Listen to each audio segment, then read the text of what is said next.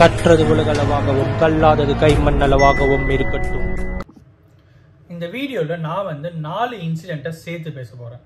First time நான் இந்த மாதிரி ஒரு விஷயத்தை மேக் பண்ணுறேன். அதுக்கான காரணம் என்ன அப்படின்னு பார்த்தீங்கன்னா, இன்னைக்கு உங்களை பற்றி பேசலாம், நாளைக்கு அவங்கள பற்றி பேசலாம், நம்ம வியூஸை பார்க்கலாம், அந்த மாதிரி இன்டென்ஷனே நமக்கு கிடையாது. இந்த சொசைட்டி மேலே இருக்கிற கோவம், இந்த சொசைட்டியில் இருக்கிற சில எச்ச பசங்க மேலே இருக்கிற கோவம் தான் இந்த வீடியோவை நான் மேக் பண்ணுறதுக்கான ஒரு மிகப்பெரிய காரணம் அப்படின்னே சொல்லலாம். ரொம்ப ரொம்ப கோவமாக இருக்குது. எதனால அப்படின்னு பார்த்தீங்கன்னா, ஒரு 10 வயசு பையனை ஒரு பெத்த அம்மா கொலை பண்ணுறாங்க, 4 வயசு பொண்ணையும் சேர்த்து 2 கொலையாக சேர்த்து பண்ணுறாங்க. கேஸ் நடக்குது, கேஸ் நடந்து அதுக்கப்புறம் இப்போ ப்ரொசீடிங்ஸ் முடிஞ்சு ஜட்ஜ்மெண்ட் வந்திருக்கு. அவங்களுக்கு ஆயுள் தண்டனை, சாகும் வரை ஆயுள் தண்டனை கொடுக்கப்பட்டிருக்கு. அவங்க கூட போன அவனுக்கும் மீனாட்சி சுந்தரத்துக்கும் சாகும் வரை ஆயுள் தண்டனை. இந்த கேஸ் ஒரு பக்கம். இன்னொரு பக்கம் என்ன அப்படின்னு பார்த்தீங்கன்னா, இதுதாங்க எனக்கு ரொம்ப ரொம்ப மனசு உடஞ்ச ஒரு கேஸ்னே சொல்லுவேன்.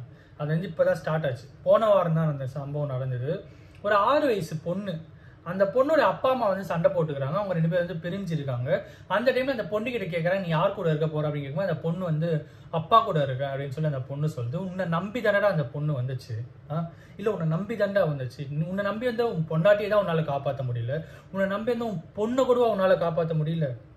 காப்பாற்ற முடியல, தூக்கி கொடுத்துட்டு போன அம்மா கிட்ட, அவங்களாச்சும் வளர்த்துருப்பாங்க. அதெல்லாம் விட்டுட்டு அந்த பொண்ணை கூட்டிட்டு போய் ஒரு லாட்ஜில் கூப்பிட்டு போய் கழுத்தை அறுத்து கொலை பண்ணி, 6 வயசு பொண்ணுடா, உன் பொண்ணு, நீ பெத்த பொண்ணு, 6 வயசு பொண்ணை நீ கொலை பண்ணிருக்க. கொஞ்சம் கூட இறக்கம் வேணாம். அதுக்கப்புறம் இவர் சூசைட் ட்ரை பண்ணாரா, இவர் தப்பிச்சுட்டாராம். இருக்கட்டும், சூசைட் ட்ரை பண்ணி தப்பிச்சுட்டா ஓகே, பரவாயில்ல. பட் எப்படி நீ பெத்த பொண்ணு எப்படி உன்னால கொலை பண்ண முடியுது?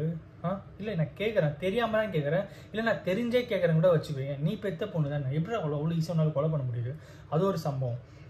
மீனாட்சி சுந்தரம் அப்புறம் இந்த பிரியாணி அபிராமி, ஸோ இவங்க 2 பேரோட கேஸும் பார்த்தீங்கன்னு வச்சுக்கோங்களேன். இதுலேயும் அதே மாதிரி தான்.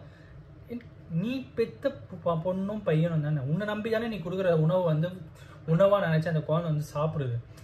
உலகத்திலேயே பெரிய உணவு அப்படின்னு பார்த்தா தாய்ப்பால் தான். அந்த தாய்ப்பாலுக்கு அடுத்து தாய் எந்த உணவு கொடுத்தாலும் ஆரோக்கியம் ஊட்டச்சத்தோடு சேர்த்து தான் தான் பெத்த குழந்தைக்கு தான் தாய் உலகத்தில் எந்த மூலையிலையுமே எல்லா குழந்தைக்குமே தான் பெத்த தாய் கொடுப்பாங்க. ஸோ அப்படி இருக்கும்போது உன்னை நம்பி தானே அந்த குழந்தை அந்த பாலை வாங்கி குடிச்சது. பையனும் சரி அவங்க பொண்ணும் சரி 2 பேருமே. 10 வயசு பையன், 4 வயசு பொண்ணு. கேவலம் ஒரு கள்ளக்காதலுக்காக, கேவலம் ஒருத்தனுக்காக நீ பெத்த பசங்க கொலை பண்ண முடியுதுன்னா எந்த அளவுக்கு எச்சத்தனமான ஒரு விஷயம் நடந்திருக்கு. ஜட்ஜே கோவப்பட்டு உங்களுக்குலாம் தூக்கு தண்டனை கொடுத்துருக்கணும் அப்படின்ற அளவுக்கு ஜட்ஜே கோவப்பட்டிருக்காரு. அந்த அளவுக்கு ஒரு சம்பவம் நம்மளை சுற்றி நடந்திருக்கு. நம்மளை சுற்றி இங்கே அங்கே இங்கே ரொம்பலாம் இல்லை. நம்ம ஊர்லேருந்து பார்த்தா ஒரு 120 கிலோமீட்டர் நடந்த விஷயம் தான். அதிகபட்சம் ஒரு 300 கிலோமீட்டர் 400 கிலோமீட்டர் எங்கே நடந்தால் என்ன, இந்த மாதிரி ஒரு சம்பவம் நம்மளை சுற்றி நடந்துருக்கு. ஸோ இது ஒரு 2 விஷயம் ஆச்சா. 3வது விஷயம், கிட்டத்தட்ட இட் இஸ் லைக் ஆல்மோஸ்ட் ஒரு கௌரவ கொலை அப்படின்னு ஒருத்தன். டே அது கௌரவ கொலை இல்லைடா, ஆணவ கொலை. ஆணவம், உனக்கு இருக்கிற ஆணவத்தை நீ செஞ்ச கொலை.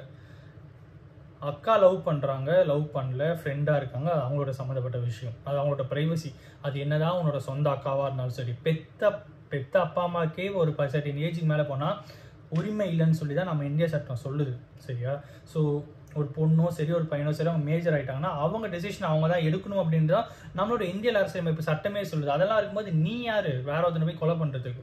உனக்கு பிடிக்கலையா, உன் அக்காவை போய் கன்வின்ஸ் பண்ண ட்ரை பண்ணு, அவங்கள மாற்ற ட்ரை பண்ணு. உனக்கு பிடிக்கலையா, அதையும் தாண்டி அவங்க இல்லை ஷுவராக இருக்காங்கன்னா அவங்க வழியில் அவங்கள போவிடு. அதை விட்டுட்டு நீ இல்லை நான் அந்த பையனை போய் கொலை பண்ணுவேன்னு சொல்லி அவனை போயிட்டு கொலை பண்ணிட்டு நான் ஆத்திரத்தில் பண்ணிட்டேன் அப்படின்ற மாதிரி போய் சரண்டர் ஆகிட்டு பாவம் 1.5 லட்ச ரூபா சம்பளம், வீட்டுக்கு ஒரே பையன். என்ன பேசுறதுன்னு தெரியல. எந்த மாதிரி சொசைட்டியில் நம்மளால் இருந்துருக்கோம் அப்படின்னு யோசிச்சு பாருங்கள், சுற்றி பாருங்களேன். நம்மளை சுற்றி இதெல்லாம் தான் நடந்திருக்கு. ஒரு பக்கம் பார்த்தா பெத்த அம்மாவே தான் பையனையும் பொண்ணையும் கொலை பண்ணுறான். இன்னொரு பக்கம் பார்த்தா பெத்த அப்பா தான் பொண்ணை கொலை பண்ணுறான். இன்னொரு பக்கம் பார்த்தா கௌரவ கொலைன்னு சொல்லி ஒருத்தனை இன்னும் ஜாதி வெறியை வச்சு ஒருத்தன் கொலை பண்ணுறான். இன்னொரு பக்கம் ஒரு சம்பவம் நடந்தது, அது இன்னொரு ஒரு கொடுமை. என்ன அப்படின்னு பார்த்தீங்கன்னா, ஹைதராபாத்தில் நினைக்கிறேன், ஆந்திரா சைடு நடந்த, தமிழ்நாட்டில் ஆந்திராவில் நடந்த விஷயம். ஐ திங்க் ஹைதராபாத் நினைக்கிறேன். ஸோ அங்கே ஒரு ஊர், ஓகேங்களா. ஸோ அந்த ஊரில் ஒரு பஸ் ஸ்டாண்டில் ஒரு 1.25 வயசு பையன், ஓகேங்களா, அவங்க அம்மாவும் 1.25 வயசு பையனும் என்ன பண்ணுறாங்கன்னா ஒரு பஸ் ஸ்டாண்டுக்கு போகிறாங்க. அங்கே அந்த குழந்தை 1.25 வயசு குழந்தை தான், அப்போ தான் எழுந்து நடக்க ஆரம்பிக்கிற குழந்தை போல். ஸோ ஒரு சேரில் உட்கார வச்சுட்டு கையில் சாக்லேட் வாங்கி கொடுத்துட்டு அவங்க பாட்டுன்னு கிளம்பி போயிடுறாங்க. ஸோ அந்த குழந்தை வந்து தேடுது, கொஞ்ச நேரம் பொறுத்து அம்மா எங்க தேடுது, அழுது. அதுக்கப்புறம் அங்கே இருக்கிறவங்க வந்து கன்வின்ஸ் பண்ண ட்ரை பண்ணுறாங்க. அதுக்கப்புறம் வந்து அங்கே இருக்கிற கண்ட்ரோல் ரூம் எடுத்துமே கொடுக்குறாங்க. அவங்க வந்து போலீஸ்க்கு இன்ஃபார்ம் பண்ணுறாங்க. போலீஸ் வராங்க, சிசிடிவி பார்க்குறாங்க. அப்போ தான் தெரியுது, அப்போது அந்த பர்டிகுலர் லேடி வந்து ஒருத்தனோட பைக்கில் போகிறாங்க, ஜாலியாக பைக்கில் போகிறாங்க. என்னடா இது அப்படின்னு சொல்லி பைக் நம்பரை ட்ராக் பண்ணி அவங்க 2 பேரை பிடிச்சி அரெஸ்ட் பண்ணி விசாரணை பண்ணி பார்த்தா அவங்க 2 பேருக்கு கள்ளக்காது. எப்படி அவன் வந்து இவங்க இன்ஸ்டாகிராமில் ஃபாலோ பண்ணியிருக்காங்க, இன்ஸ்டாகிராமில் பேசியிருக்காங்க, மெசேஜ் பண்ணியிருக்காங்க, 2 பேர் கண்டினியூவாக பேசியிருக்காங்க, ஃபோன் நம்பர் ஷேர் பண்ணியிருக்காங்க, நல்லா பேசியிருக்காங்க. அவன் வந்து சொல்லியிருக்கான், நீ உன் புருஷனையும் உன் பையனையும் விட்டுட்டு வந்தால் தான் நான் அவனை அக்செப்ட் பண்ணிப்பேன் அப்படின்னு சொல்லியிருக்கான். இந்த ஓடி போன மூதேவி, நீ மட்டுமாச்சும் ஓடி போய் தொலைவேன், எனக்கு குழந்தைய எடுத்துட்டு போயிட்டு பஸ் ஸ்டாண்டில் விட்டு போனோம். அட்லீஸ்ட் உங்களுக்குலாம் அறிவுன்றதே இல்லையா? சரி, எவனோ ஒருத்தனுக்கு பிடிக்குதா, டிவோர்ஸ் பண்ணிட்டு ப்ராப்பராக போய் தொலைங்க. உங்கள் இச்சத்தனத்துக்காக தான் பெற்ற குழந்தையே நீங்கள் ஏன் இப்படி சஃபர் பண்ணுறீங்கன்னு எனக்கு தெரியல. இதுதான் எனக்கு இருக்கிற மிகப்பெரிய கோமே. நீங்கள் வந்து ஒருத்தரை லவ் பண்ணுங்கள், கள்ளக்காதல் வைங்க, எதுனாலும் வைங்க. பட் உங்களுக்கு ஒருத்தர் கூட வாழ பிடிக்கலையா, டிவோர்ஸ் பண்ணிட்டு ப்ராப்பராக டிவோர்ஸ் பண்ணிவிட்டு குழந்தைய அவங்ககிட்ட ஹேண்ட் ஓவர் பண்ணிட்டு என்னால் முடியாது, நீங்கள் பார்த்துக்கோங்க, நான் என் லைஃப் நான் பார்த்துக்கிறேன்னு சொல்லிட்டு போய் நீங்கள் என்னென்ன பண்ண என்ன எச்சத்தனம்லாம் பண்ணிட்டு போயேன். அந்த குழந்தை என்ன பாவம் பண்ணிச்சு, அந்த 6 வயசுக்கு பொண்ணு என்ன பாவம் பண்ணிச்சு, அந்த 4 வயசு பையனும் 4 வயசு பொண்ணு 10 வயசு பையன் என்ன பாவம் பண்ணாங்க. ஒரு பக்கம் பார்த்தா ஜாதி கோல். என்ன நடக்குது அப்படின்னு எனக்கு வந்து தெரிய மாட்டேங்குது. அந்த எல்லாத்துக்கும் மேலே ஒரு கேஸுக்குமே போலீஸ் டிபார்ட்மெண்ட் வந்து அவ்வளோ அழகாக இன்வெஸ்டிகேஷன் பண்ணி இன்னைக்கு ஒருத்தருக்கு ஆயுள் தண்டனை வாங்கி கொடுத்துருக்காங்க, அபிராமிக்கு. அப்புறமா அவங்க கூட அந்த மீனாட்சி சுந்தரத்துக்கும் ஆயுள் தண்டனை வாங்கி கொடுத்துருக்காங்க. அது எல்லாத்துக்கும் காரணம் ஒரு பக்கம் வந்து போலீஸோடைய ப்ராப்பர் இன்வெஸ்டிகேஷன்ஸ் அண்ட் லாயர்ஸோடைய ப்ராப்பர் வாக்குவாதம் அப்படின்னு சொல்லலாம், வாதங்கள் அப்படின்னு சொல்லலாம். அண்ட் எல்லாத்துக்கும் மேலே இந்த மாதிரி எச்சத்தனமான கேஸ் தான் நம்மளை சுற்றி நடந்துருக்கு. இதெல்லாம் எங்கே எடுத்துகிட்டு போயிட்டு நம்மளை நிறுத்த போகுது அப்படின்னு எனக்கு வந்து தெரியவே இல்லைங்க. சத்தியமாக சொல்கிறேன், எங்கே எடுத்து போயிட்டு நிறுத்த போகுதுன்னே தெரியல. சொசைட்டி மாறணும். அண்ட் எல்லாத்துக்கும் மேலே நாம் மாறணும். நாம் அப்படின்னு இருக்கும்போது நம்மளை சுற்றி இருக்கவங்க எல்லாருமே மாறணும். ஒருத்தர் கூட ஒருத்தருக்கு வாழ பிடிக்கலைன்னா ப்ராப்பராக டிவோர்ஸ் பண்ணிட்டு போங்க. அதை விட்டுட்டு நம்ம யார் கூட வாங்கணும், அவங்களே கொலை பண்ணாதான் நம்ம ஃப்ரீ ஆகும் அப்படின்னு நினைக்கிறதா இருக்கட்டும். நமக்குன்னு ஒரு குழந்தை இருந்தால் அந்த குழந்தை தான் நமக்கு இடையூறாக இருக்குன்னு சொல்லி அந்த குழந்தைய கொலை பண்ணுற விஷயமா இருக்கட்டும். இதெல்லாம் வந்து அநாகரிகமான ஒரு விஷயம், தர்மமே இல்லாத ஒரு விஷயம், அண்ட் எல்லாத்துக்கும் மேலே மனசாட்சியே இல்லாத ஒரு விஷயம் அப்படின்னே சொல்லலாம். ஒரு சின்ன ஸ்டோரி சொல்லி இந்த விஷயத்தை நான் வீடியோ வந்து முடிச்சுக்கிறேன். ஒரு பர்டிகுலர் பர்சன், ஓகேங்களா, ஒரு பர்டிகுலர் பர்சனை பார்த்து நீ பார்க்கறதுக்கு எப்படி இருக்குது, ஒரு மாதிரி இருக்குது, அப்படி இப்படி இருக்கு அப்படின்னு சொல்லி ஒரு மாதிரி சொல்லியிருந்தாங்க. பட் ஆக்சுவலி அந்த பர்சன் தான் வந்து எல்லா நயவஞ்சலுக்குமே பண்ணுற பர்சன் தான் அந்த பர்சன் தான். யாரை பார்த்து சொன்னாங்களோ அவர் வந்து திருப்பி சொல்கிறார். என்ன சொல்கிறார் அப்படின்னு பார்த்தீங்கன்னா, நீ என்ன எந்த மிருகம்னு சொன்னியோ நீ தான் அந்த மிருகன்றதே உனக்கு தெரியாமல் பேசின்னு இருக்க அப்படிங்கிற மாதிரி. ஸோ நம்ம முதுகில் இருக்கிற அழுக்க முதல்ல நம்ம துடைக்க ஆரம்பித்தாதான் இந்த சொசைட்டியும் க்ளீன் ஆகும் அப்படிங்கிறது தான் இந்த வீடியோ மூலிமா அவங்ககிட்ட பேசணும் அப்படின்னு நினச்சேன்.